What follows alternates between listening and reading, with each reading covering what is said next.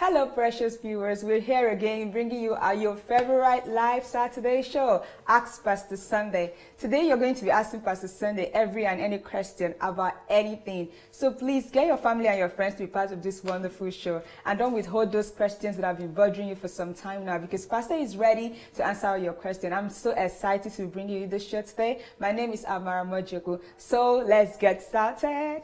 Yes. Hello, Pastor. How are you today? Very well, thank you. How are you today? Yes, welcome back. Thank you. How have you been? Very good. I've been good. I've been busy on Facebook, trying to learning to do live streaming and things like that.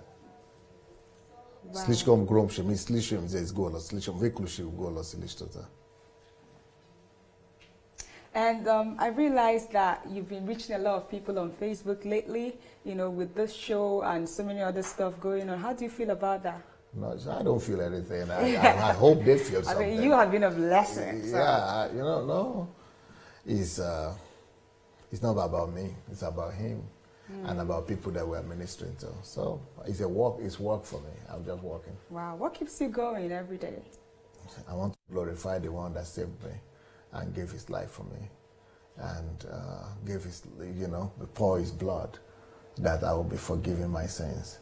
I realize how sinful I am, and have been, and how weak I am, and how much I needed his mercy, and he came with his mercy to save me, and did that by giving his life.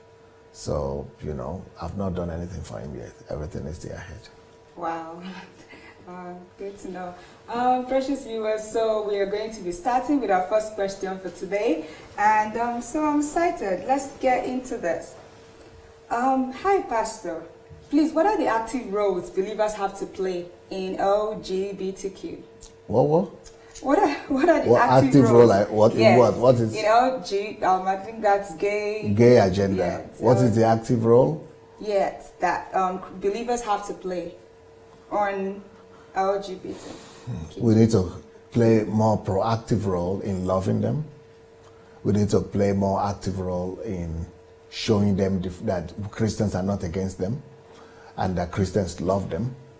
And then we need to reach out more actively, just like they are reaching out actively, to spread our message of love, redemption, and second chance. That's what we need to do. They are active, spreading their message of same sex, and we should be active, spreading the message of forgiveness, love, and redemption to them as well. And when you say loving them, what do you really mean? I mean, how far can we go with this love? Letting them know that we receive them, that we accept them, and that if we could accept people with gay lifestyle and embrace them and love them as individuals, then they will be able to have a chance to interact with God and to be able to know who God is and to be able to feel and experience the love of God. But if we just want to love them from afar and tell them, repent, you change before you come, then they will never come.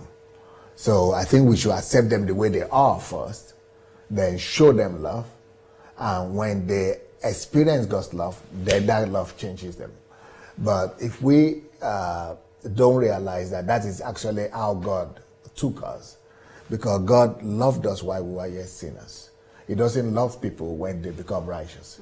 He loves them while they are yet sinners. So what we don't want to behave that way, we Christians. We should love them while they are in their sins. It is that love that we show to them that activates something in their spirit, that activates the Spirit of God in their spirit and converts them to become believers. Wow. So when you talk about loving these people, for example, is it proper to actually conduct a gay marriage in a church? I've answered that question before. No, you answered attending. I don't. Okay. Yeah, but conducting as a pastor or a church actually, conducting. No, I don't think so. Okay. If you are a born-again church and a redeemed church, you shouldn't conduct gay marriages in church. I think you should accept gay people in church, but not their lifestyle in church. You should accept individuals and love individuals, But the reason why they come to church is to receive God's love, which eventually transforms them and their lifestyle into godly and Christian lifestyle. So we are accepting them to be accepted just to experience the love of God and be transformed by that power of God and love, God's love. So when they are accepted in the church, they will not need to stay in church and still be gay to the extent of doing gay marriage in church. Wow. You know, a while ago, there was a story that actually went viral. You should have heard about it. It was about this couple who refused to actually bake cake for a gay couple.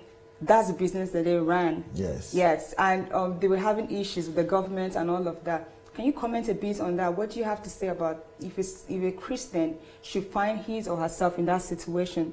Should they go ahead and bake the cake? Is that a way of loving, or just say, oh, I'm not going to do this? It's not. I understand where that couple is coming from.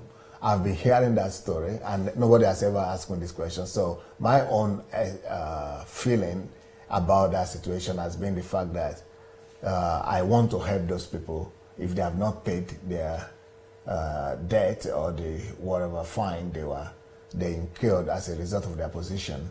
I want to help them pay that fine. That is my position. That's what I've been thinking. That I would have liked to help them pay that fine. Wow. And when God gives the opportunity, I would like to help them do that. But I hope they have dealt with that already.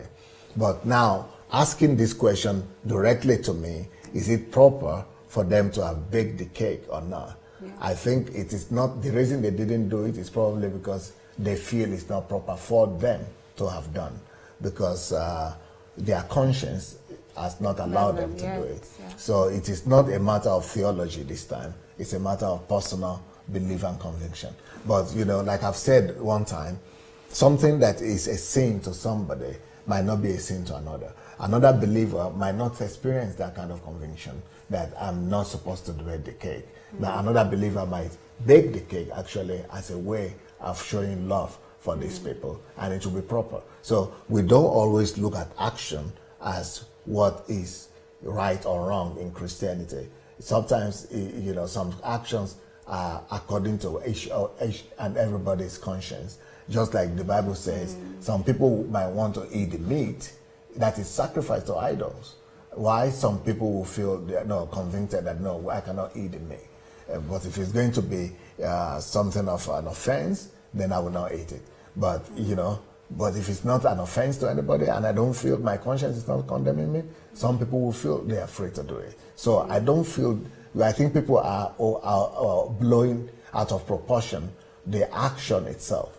Whereas I'm thinking that the action itself is not really what is sin or righteousness. It is actually about their personal walk with God and their conviction at that particular time.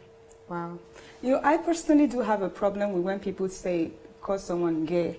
I think it's a level, just like I won't say you were a gossip, or someone comes to church and I say, oh, this is a drunk, you're an adulterer, or you were contentious, a thief, and all of that. So what do you think about this label? Is this something we should remove? Because I just feel that we just have this thing about, okay, he's gay, she's lesbian. Why are we defining people by their sin? Yeah, I think when we label people by their lifestyle, especially by their sexuality, we are defining people by their sexuality. It's not the most pleasant of things. Just like if I lie or if I begin to do something wrong, I would not like people to label me by my weakness or by my sin. Every one of us has got one weakness or sin or the other. And for you to be labeled by that and to be called by that, that is a little bit too affrontal. That is like attacking somebody. And that's what brings about division and separation. We want to save these people. We want them to come to Christ. And we are labeling them. So we are pushing them away from the very same God we are trying to attract them to. And so I think it's a bad thing to just to be calling people name. Because even if someone is a gay person, apart from the fact that he's gay, he might be a good son to his parents. He might be a good brother or sister. He might be a good professional. a good worker. So why don't you call him an expert? Why don't you label him by the good things he has? Why are you labeling him by the things that the options or the society abhor about him? Wow. So it's not building bridge, it's, it's separating. Wow. I really love what you said when you said Christ, for example, loved us, first of all, even while we were yet sinners. So we don't try to change people and then love them. We love them and then the love changes them. That is really a very interesting one. I also want to know, do you think it's actually something proper to give a position to a gay person in church? For example, okay, we know this guy is gay. Is it good to make him a choir leader, a youth leader, or anything like that? No, if a gay person is in church, first of all, he needs to just experience that God's love. And once he experiences God's love, he needs also to allow that God's love to transform him. It is only when the love of God has transformed him successfully that we could give him a leadership position in church. But if he's a gay person and he has not experienced the redemptive power of God and the transformational power of God, it's not advisable for him to be occupying some leadership role, because he has not experienced that transformation and redemption. And he has to communicate. A believer is supposed to communicate and pass across that redemption and that redemptive power. And if he has not experienced it, what is he going to pass across? Wow. Okay, one more about that, Pastor. We live in a society where everybody wants to be politically correct. Yes. And most times when you say something is wrong, people are just going to like, oh, what do you mean is wrong? This is who I am. You're trying to judge me. And all that. What does it really mean to judge people? How do you really say, okay, I'm saying this is wrong because it is wrong. I'm not trying to judge you. I'm just pointing out what is right and what is wrong. So how do you draw the line between judging and pointing out what is good and what is, Judging has to do with condemnation. When you judge, you condemn. When you judge, you put a label. When you judge, you kind of see yourself as a little bit better than the other person. When you judge, you kind of put the other person down a little bit. When you judge, you kind of try to teach the other person. I'm the righteous one. I'm the one that is upright. Let me tell you where you are and where you belong. That's the difference. Wow. Precious viewers, I hope you've been able to understand the difference between judging and actually pointing out what is right. When you are pointing out what is right, then you don't have any of those positions. You come in the state of mind of humility. You actually see yourself on your knees. You bow down in your heart before the person, and in humility, tell him with an attitude to help him, that I want to help you. I'm just concerned about you, almost with a crying attitude, so that the person sees your brokenness and sees your humility, and that you are not trying to coach him or teach him or tell him that you are better than him. When that kind of attitude is demonstrated, it means that you are showing love, that you are more interested in the well-being of the person than in the things that you are trying to point out. Wow. Thank you, Pastor. That's amazing. Okay, yes, this question, recently, there's a lot of things that have been happening in your beloved country, Nigeria. I mean, we know that you're a very good lover of your country. You love Nigeria so much, and your heart is after your country. You want to make sure that Nigeria is a better country, and you've been working and writing books towards that, and we really do appreciate that very much. But recently, there's been a lot of problems going on in Nigeria, both economically, and people are complaining. They are saying that the present president is not sure where he's going. He's not brought the budget out yet, and the country is just kind of in a mess. And also in Enugu, there has been this issue of Fulani guys killing the locals in Enugu and all of that. And people are saying that pastors are not coming out to say anything about this. Nobody's commenting. Everybody has gone into their shell. I'm like, what do you have to say about what is really going on at this moment in Nigeria? Yes, I personally saw an article that was written by someone who is, I could say, is my friend. He wrote an article and addressing that topic, and put the picture of so many pastors in Nigeria, and put mine as well, that I'm one of the people who supported and imposed this government upon Nigerians. And now, when things are not going well, especially with the Enugu massacre, that I've been quiet. Well, I want to remind him, I don't want to mention the name right now, that before Enugu massacre, there was Idatu, I think, in Benue State massacre as well, or Idatu, and then there was also the kidnapping and killing of people actually the kidnapping of the former presidential candidate from Ondo State,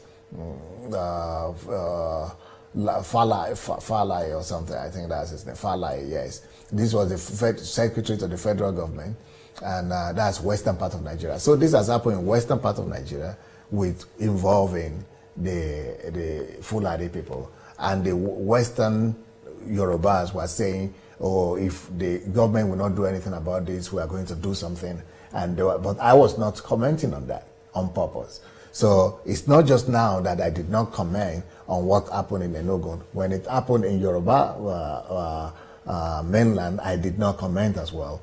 When it happened in Benue, in Middle Belt, Idatu, they killed a lot of people, a whole village was wiped out. I did not comment as well on that. When it happened also with Enugu, why is it now that it's Enugu that I have to comment? So I did not comment. So now let's make it more comprehensive. So don't let the person that was talking just mentioning mainly is because after Enugu that it began to make this noise, because they want to make it a nationalistic problem. They want to make it a tribal problem, which we shouldn't. It's a national issue, but I would have commented on it if it had been a government orchestrated issue, if it had been a government orchestrated massacre or incident.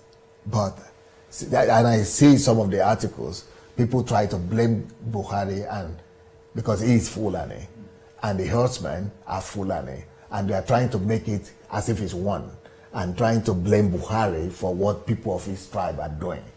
I think it's not fair. I think Buhari will not sit down there and be sending his, his Fulani herdsmen. He doesn't even know this Fulani herdsmen. I mean, it's very absolutely foolish to think Buhari is allowing his herdsmen to go and kill people everywhere, or that it's a condoning it, or he doesn't want to do anything about it. So I wait, first of all, when things like that happen, to see the reaction of the government.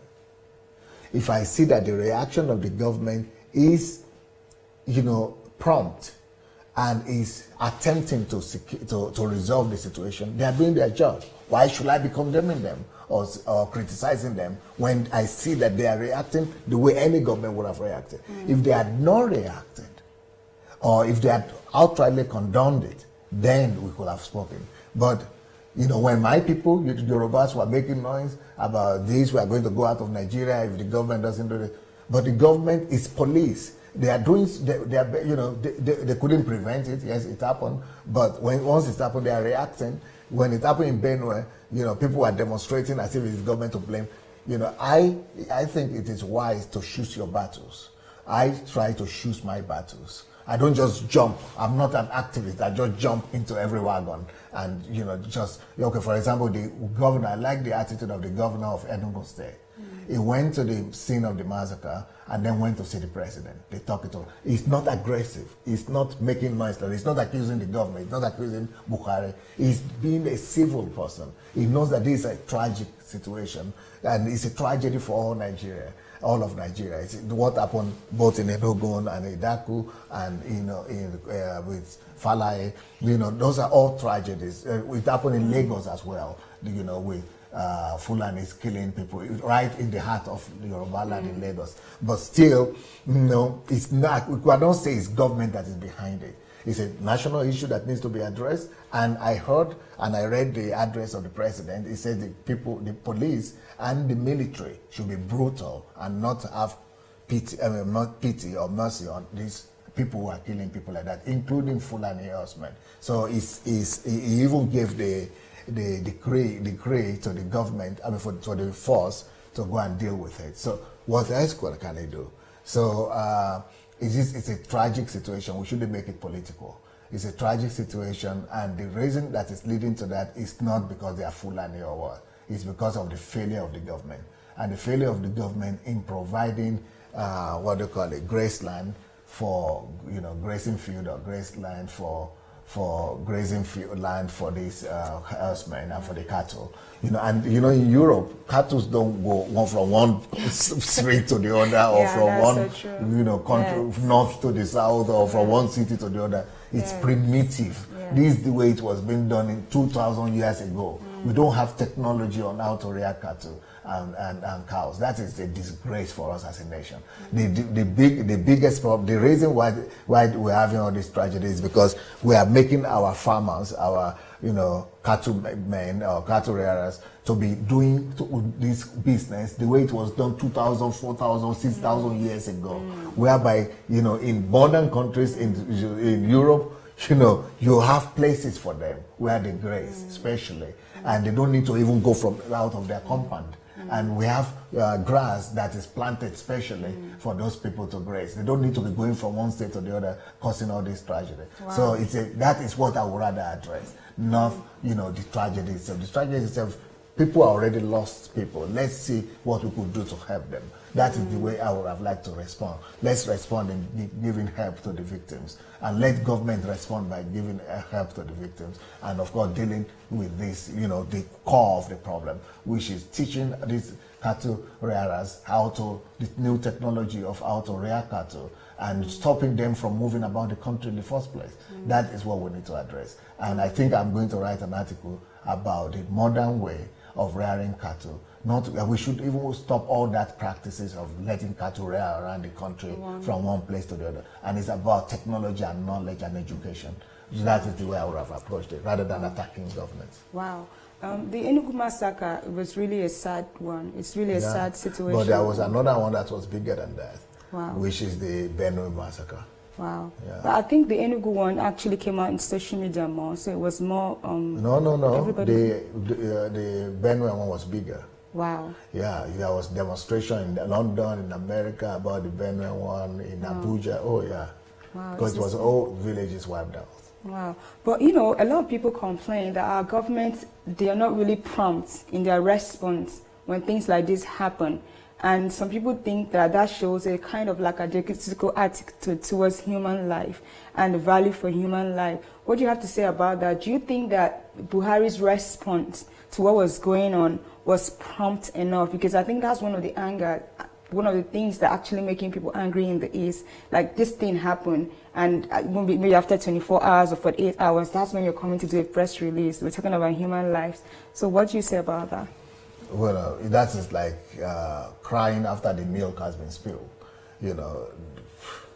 I don't know when the response actually came out, so I cannot judge accurately. Some people will say that, even though they might not even check to see, they might not when the response was. But, I saw the response. I think the response was good enough. But again, let's focus on how to prevent such things happening.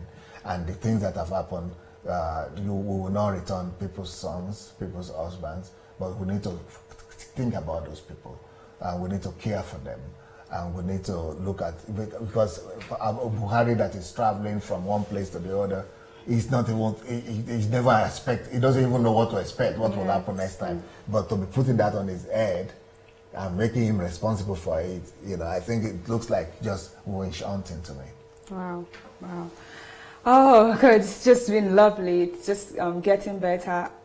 Pastor's heart and our heart goes out to all the people who are victims, or who are brothers or sisters who have been attacked or affected in some area in the Enugu massacre. We pray that God keeps your family. Please remember to share this link and send your questions to pastor@sundayadelajablog.com. And also, please remember to subscribe to our YouTube channel, Sandey Adelaja Official, and Facebook, Pastor Sandey Adelaja. Like us on Facebook and also follow us. And then Twitter @pastor_official, and then Instagram @Sandey Adelaja. And also remember to register for mentorship program. Some of you are asking how you can be mentors, how Pastor can mentor you, and how you can be his mentees. So what you have to do is go to www.sundayadelajablog.com/mentorship, and there you become a mentee of Pastor. And so when you finish the mentorship program, you're going to get a certificate to actually show that you were mentored by him. So yeah, if I were you, I'll seize that opportunity. So we'll continue with our questions for today. Pastor, another question. President Buhari, there's been a delay in the release of the budget. And a lot of people are asking, how can a country function without a budget? Money is not coming in, money is not going out, people are stranded. And of course, a lot of parents and a lot of people have children abroad who are schooling, and it's been a very difficult time. What would you say about this? Is it taking so long? Why is it taking so long? What do you think about it? Everybody knows why it's taking so long. All Nigerians know why the budget, passing of the budget is taking so long. The budget was released at a record pace, but with a lot of malpractices, inside, with a lot of corruption, padded inside it. And even now, it is the president himself who had insisted that they pass it as fast as possible, now delaying it because he kept on finding discrepancies in the process. And who is to blame for that? Buhari doesn't have anything to do with that. It is the rotten system. Can you imagine you give work to people, workers, and nobody knows who has put some extra something there, figures. So you are making something for $6,000, let's say, $6,000 or $6 billion. And now some people have put other articles there so that the extra 100,000 will come to them, or 1 million will come to them, or 2 million will come to them. And it's all over. So should we just say, okay, let's make him pass. Let him just pass. It doesn't matter who, all the passion and the padding and the corruption that is involved. He wants to clean the system. And part of cleaning the system, I just read an article yesterday of how the budgets were being passed during Jonathan, that all those corruption was always there, but nobody talks about them because everybody is gaining from it. How can the whole budget pass and nobody will gain from it? But here, now this one wants to get to the root of it, that no, we have to do things right. No padding. Nobody will gain from this one. So even the last one time he sent it to the Senate or the Parliament, the Parliament themselves put something inside, and so he has to say, but this one we didn't put it. How they come? It's here. So who is in the Parliament? Everybody from every part of Nigeria. It is our representative that we voted in there. So let's ask them. They are our representatives. It's not just Buhari. It is the people who are doing the things behind the scene that should be blamed. Wow. In other words, he's trying to clean the system. Yes, that's what is happening. Wow. Thank you, Pastor. But many people don't get this understanding, unfortunately. Wow. And that's why we must help the government and give people more enlightenment in what is really going. But people just make noise in the news, and they don't explain to real people, ordinary people, why the delay. Yes. Wow. Okay, for example, let's talk about people having children abroad. Right? Let's talk about why they cannot why is Buhari not allowing people to buy foreign currency? Again, Buhari, right? As if Buhari is just so wicked. He doesn't want you to pay for your children schooling abroad. But that's not the thing. Okay, let's say you have $1,000 as the whole foreign reserve of Nigeria. Right? And this $1,000, you have, it's not that you have your own dollar. Let's say you are a parent, and not that you have your own money, dollars, that you want to send to your child and somebody is stopping you. You don't have your own dollar. The only thing, if you had your own dollar, you could be sending to your own children without any problem. Anybody could do that.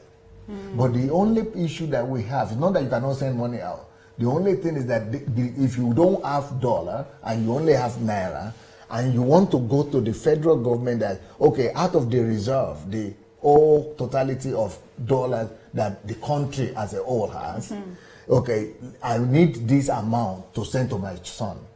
So the government then has to decide, what should we rather do right now? Should we use this money to buy fertilizer, or should we use it to buy medicine?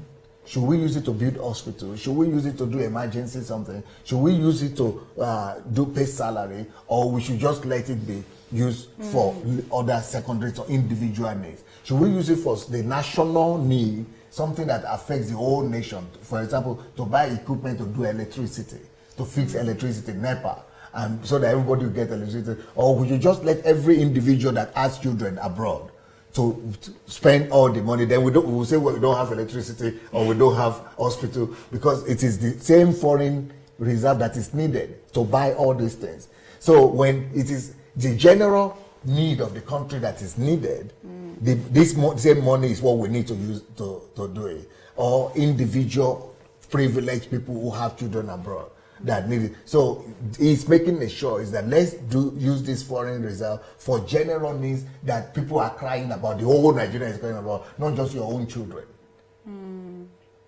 So that is the little thing that we need to explain to people. It is not that you cannot send your own money. If you, let's say you make your own money in dollars anyhow, you work in a foreign company or as an expatriate, or you make money, you get your own dollar the way you want, send it.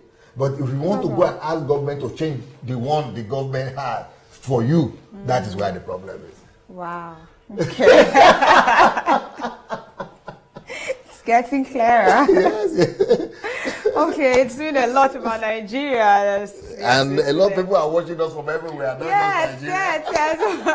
But I hope somehow, this whole thing about Nigeria explains some situations for you too, going on in your own country. At least I think it's the same principle everywhere, kind of. I don't know what the press secretaries and the spokesmen of the government are doing. I hope they are doing their job, but I'm not sure people getting the explanation very well. Yeah, yeah, it's very important what we put out there in the news. Okay, Pastor. So we'll go to other questions for today. I hope you've been having a great time, because I have been having an amazing time. Some things are actually explained. A young man wrote you, and he's asking, he's got these parents. His parents are fighting. They want to divide. They want to divorce. And he's done everything. They always have misunderstandings. He's given them books to read. And they are Christians as well, serious Christians. But it seems like the books is bought for them and all of that. It's not working. And this young man is actually in a state where he doesn't know what to do anymore. He wants to save his parents' marriage. So he's asking you, Pastor, to please help him. Tell him what he can do, because he doesn't know. What you need to do is that you need to ask yourself one question. Were you there when they came together? Did you play any role for them to be together in the first place? No, you came later on. So why do you think you are going to be able to play a role to keep them together? You are just a son. They are your parents. Tell them your opinion. Tell them that you don't like what is happening. Appeal to them if they could change their mind, or if they could stay together. But at the end of the day, the only thing you can do, trust God, ask God, pray to God, believe God, and just leave everything in His hands. And whatever happens, let God take care of your life, and God will take care of your parents one way or the other as well. Wow, so he should just trust God for that. And, Yes. Thank you. Someone is asking that you were a journalist. That's what you studied in Belarus. But he's saying, why is it that you're not practicing? And what has journalism done for you? I mean, didn't you just waste your time? No, I didn't. Journalism, not just journalism, anything you study in a higher institution, the purpose of higher education is not for you just to get a profession. That's just one aspect of it. The purpose of higher education is for you to get a discipline to cope with life, with the rigors and challenges of real life. So that is why you go through universities, institutes, and everything. So the greatest thing that my degree and my education in the university gave me is not the paper that says journalism.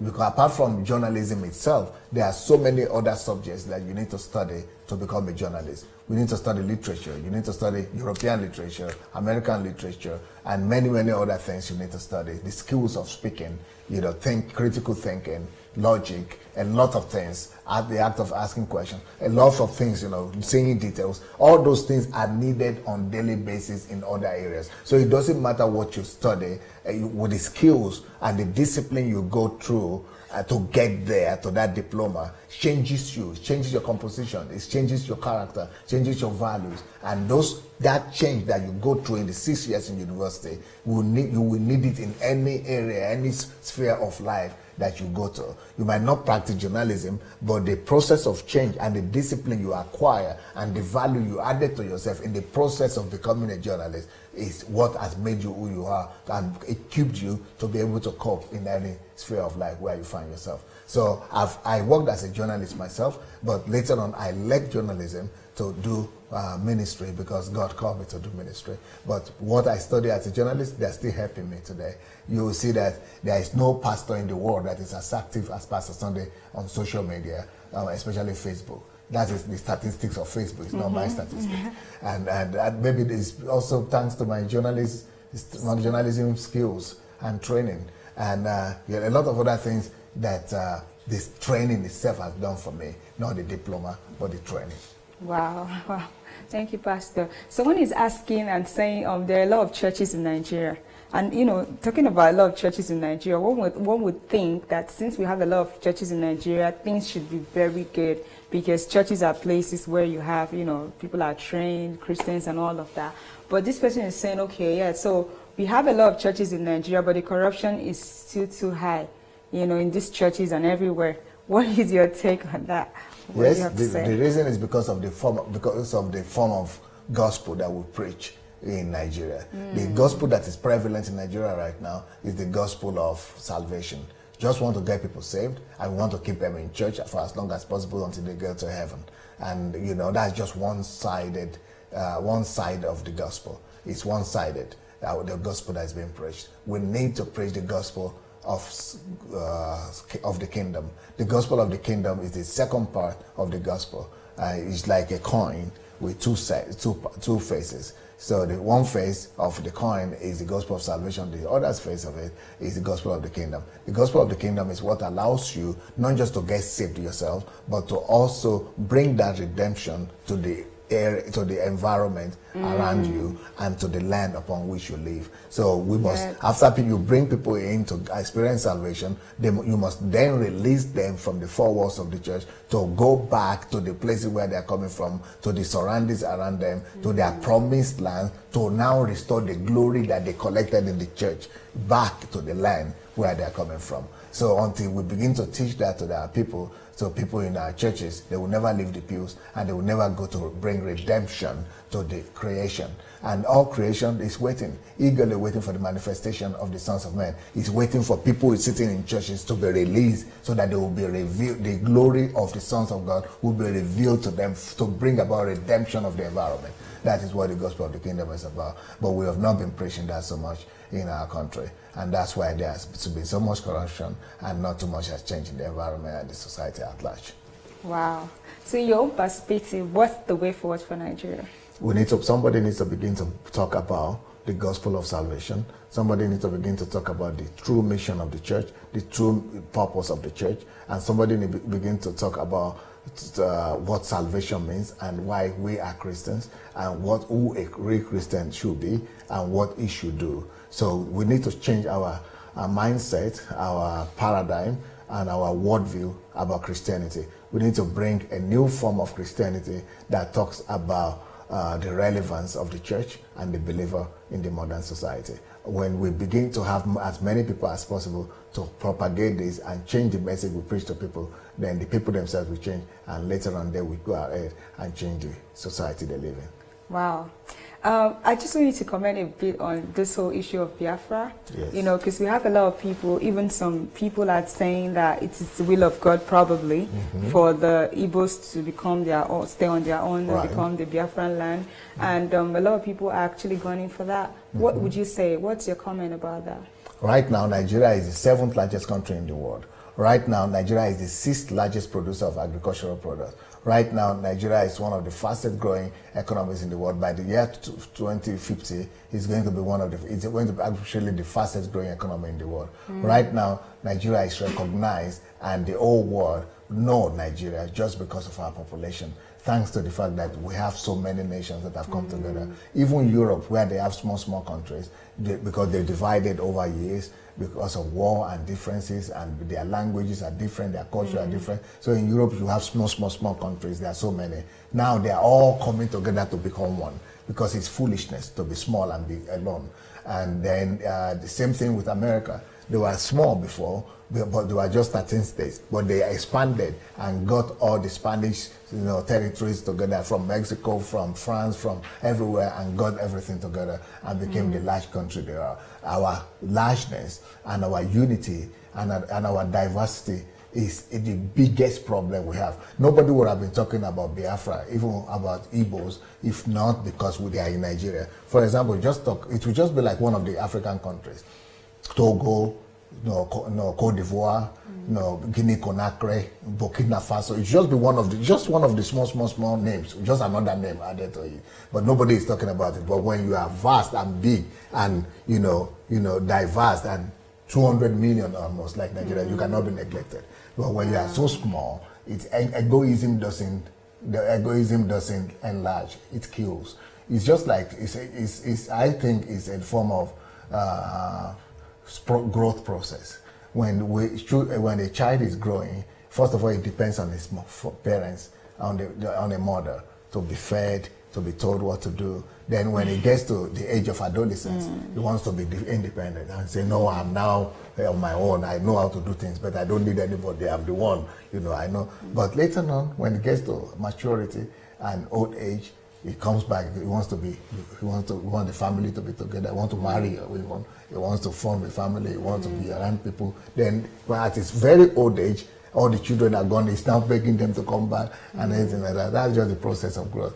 So I think Nigeria is going through that process, and what Biafra is experiencing might be it's a feeling of the fact that if you had been alone, we would have been better off. But my own thinking is, what is disturbing you now for being better off? Nobody is, not a Yoruba man is ruling you in your state, not an Hausa man is ruling you in your state, not a Benin man is ruling your state. Any allocation from the federal government. Right now, even with allocation, some of them cannot pay their salary. They cannot even survive. What about what will happen without allocation? So all of us have been blessed just because we are together.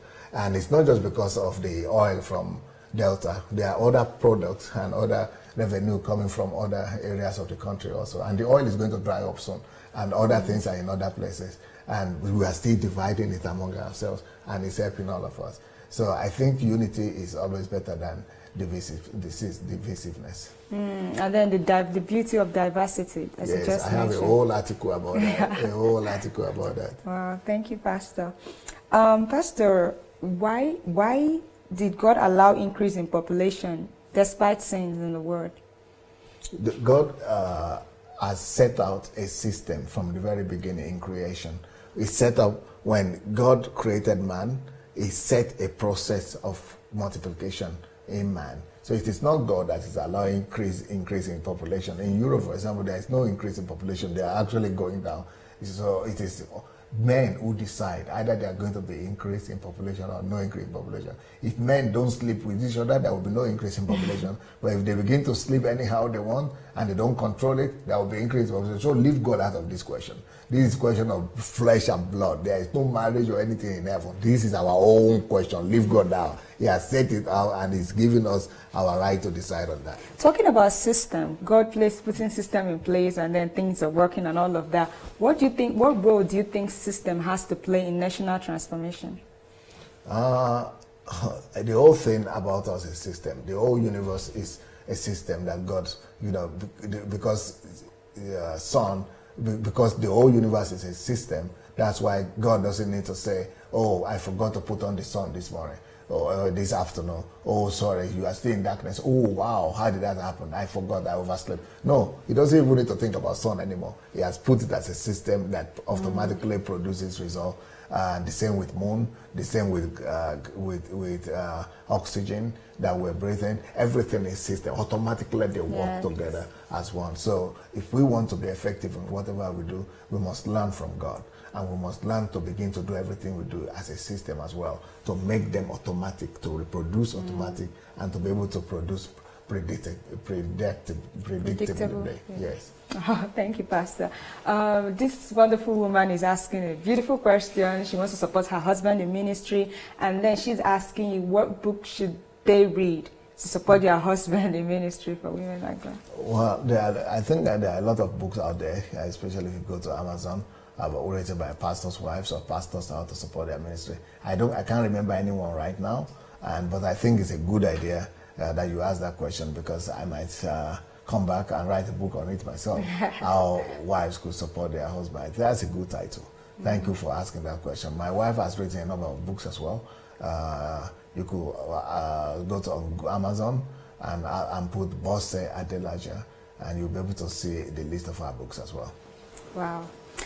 Thank you, Pastor. The next question is, in places where revival is not valued as much, supernatural, someone says like in Africa, I don't really know about that.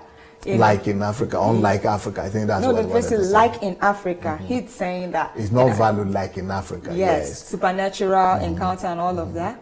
But I thought it was valued in Africa. Yeah, like in Africa, it's not valued. In places where it is not valued yes, like Africa. I get it, yes. So the person is asking, what are the other ways to bring about revival in such environments?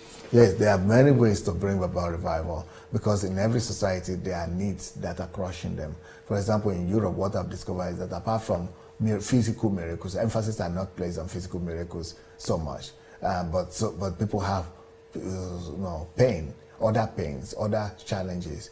People struggle with depression. So address the question of depression, and it's going to reach out to somebody.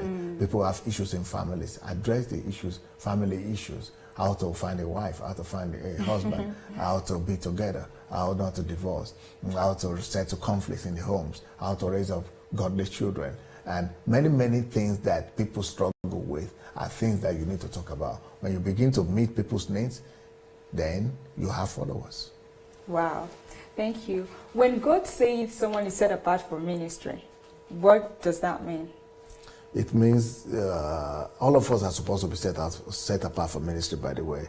It means that you experience God's salvation and you are grateful to God for what He has done for you, that He died for you, He redeemed you of your sin, He washed you with His blood. And a little bit, but I think you should just throw more light on it, just for, someone is asking, you said, okay, not to judge people and all of that. So he's saying, if I catch somebody stealing, person just stole, person is a thief, how do I actually say, I'm not happy about what you did, you just stole, without appearing like I'm judging and all of that? Yeah, that's what we had said before.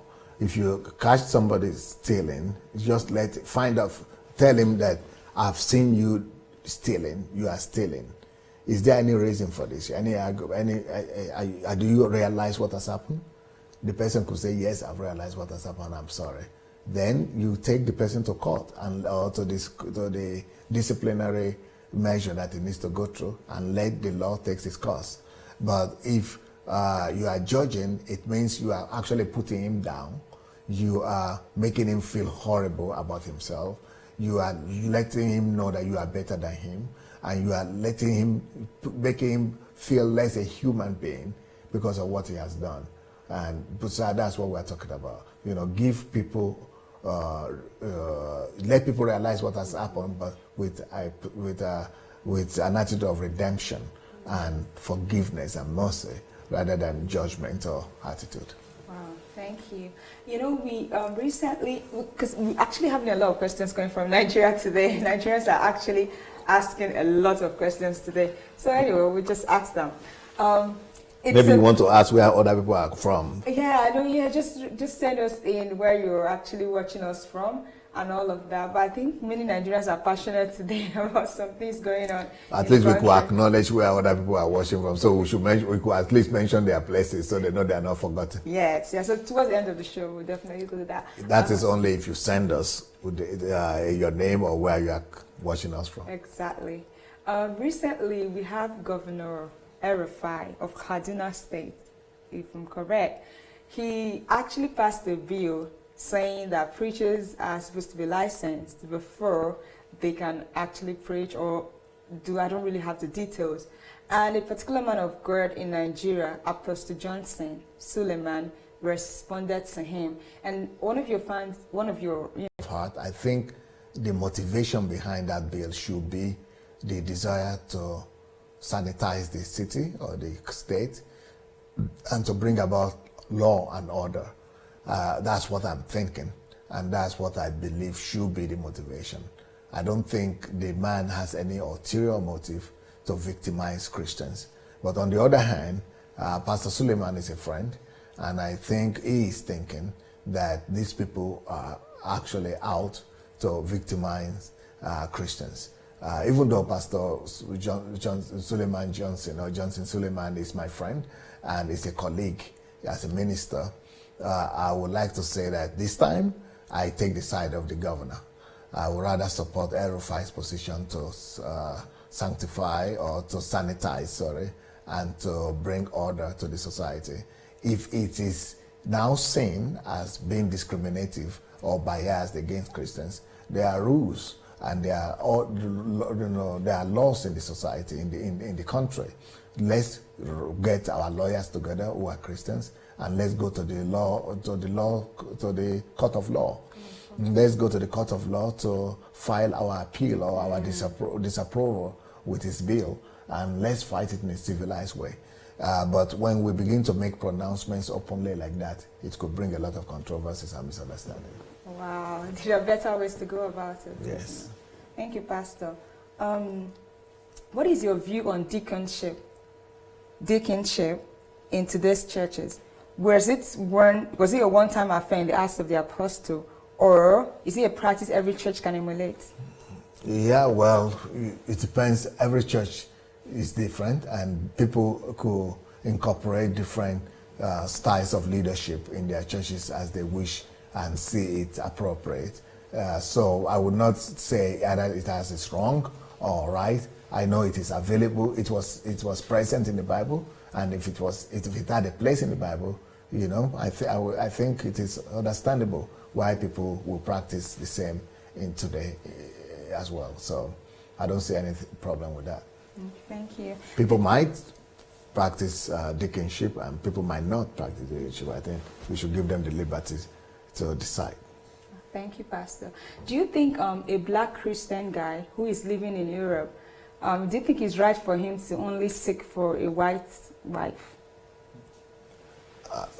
It's asking. If it's right or not, I cannot say if it is right for him or not, because it depends on his taste, it depends on his desire, it depends on what he wants. You cannot decide for another man what is right for him and what is wrong for him. I think the only reason why I see that as being understandable when you live in Europe and you want to marry a European girl is that is the majority of people you see around. You don't get to see too many black people, I think, and that's why most people want to end up marrying white people.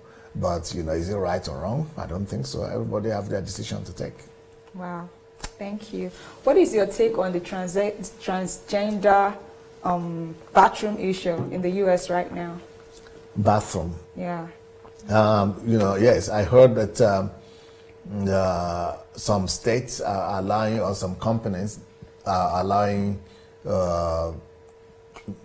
transgenders or people of opposite sex to use the bathroom or restroom that belongs to the other sex. I think that is part of the abnormality that has come to our world.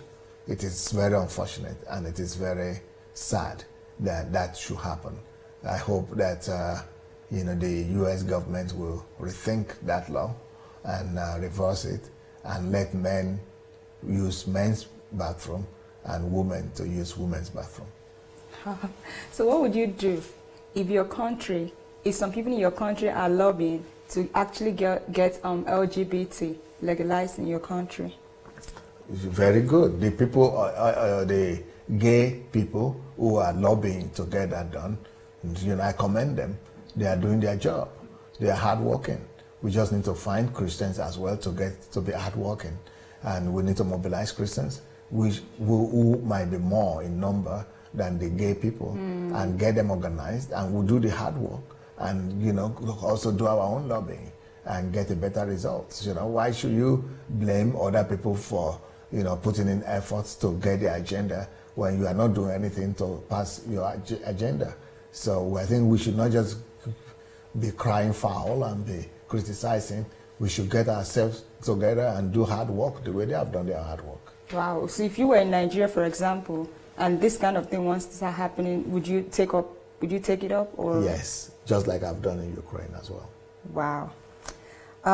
What do you do in a situation where people take your kindness for granted as weakness? You're kind and people are taking it for weakness, as a weakness. Continue to be kind.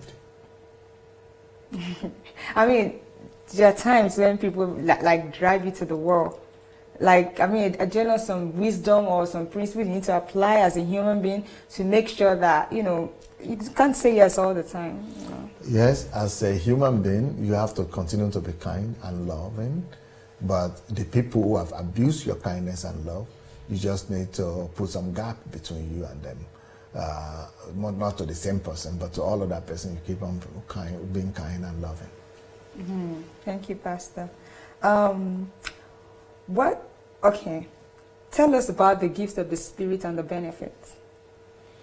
For example, somebody is there right now that is having a growth in the head, a lump in the head. You need an operation to remove some growth in your head and inside your head, and God, because it's causing headache, and so that's a tragedy.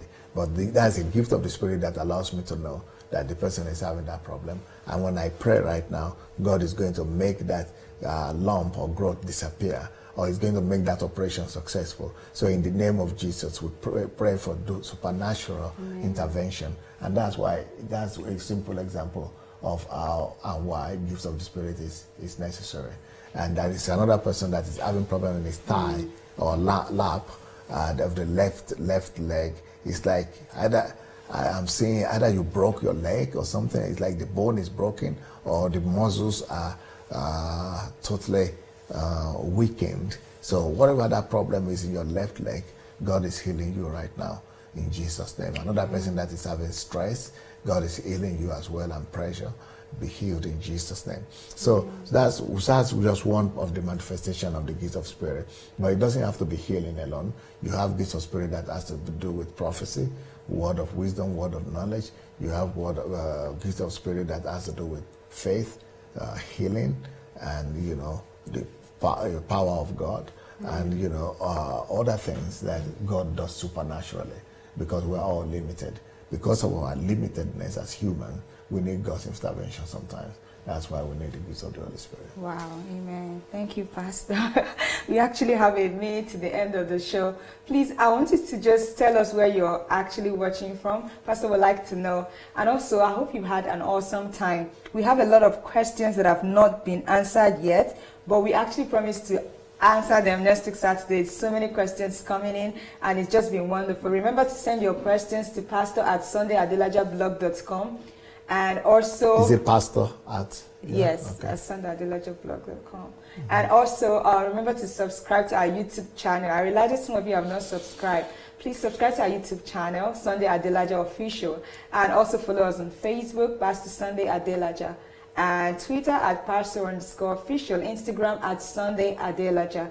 And also, if you want to be a part of Pastor's Mentorship Program, go to www.sundayadelajablog.com/mentorship and become Pastor's Mentee. Sundayadelajablog.com, right? Yes, sundayadelajablog.com. So you can become Pastor's Mentee. And remember, at the end of the mentorship program, you're going to actually get a certificate. And so I'll have Pastor pray for you again today. And you wanted to tell them where they're coming from, or you don't have that? Yes, I forgot about that. I already prayed. You just prayed now in the Spirit. Okay, so we're praying again. All right. Someone is having problem with his tongue. Maybe he's not feeling taste or something, or he has wound in that tongue. God is healing that person. A man that is washing has an issue with his private part. God is healing him as well. Amen. Yes. We have people watching us from Ireland, Norway, Nigeria, Edinburgh, Brazil, Texas, the UK, and so many other places. So we've come to the end of our show today. I hope you had an awesome time, because I had a wonderful time presenting today. It's been amazing, and we've gotten a lot of knowledge about certain things happening in the world and in our personal lives. Thank you so much. Thank you, Pastor, for being part of the show and answering our questions as always. And thank you. Thank you. And see you again next week Saturday. God bless you and have a wonderful weekend. Your presenter, Amara Macheku. Bye. Bye.